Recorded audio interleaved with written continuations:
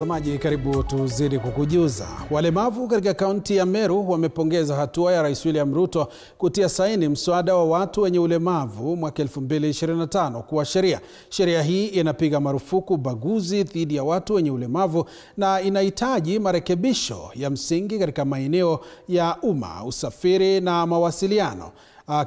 Aidha, wameitaka serikali ya kaunti ya Meru kuhakikisha bodi iliyotangazwa wazi kwa ajili ya kutoa nafasi watu kuomba nafasi za kazi inajukumika kuzingatia usawa wakati wa uajiri. Vilevile wameitaka serikali ya kaunti ya Meru kuangazia mswada wa watu wenye ulemavu wa kaunti ya Meru ambao umesubiriwa kwa muda mrefu bila kupiga hatua.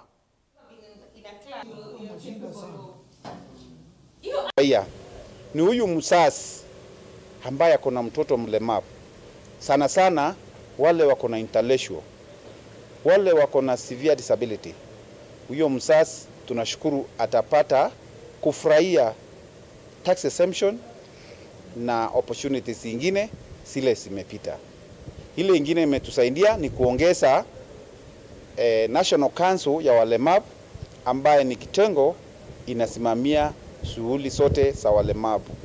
Hiyo imeambiwa ifanye audit ya kuangalia kila building ya serikali na hata ya watu inaweza kuwa mlemavu anaweza tumia ikiwa kwa njia ile mzuri.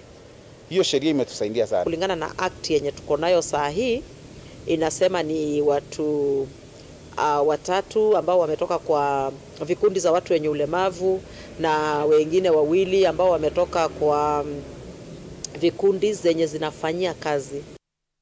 Tuangazie mengine.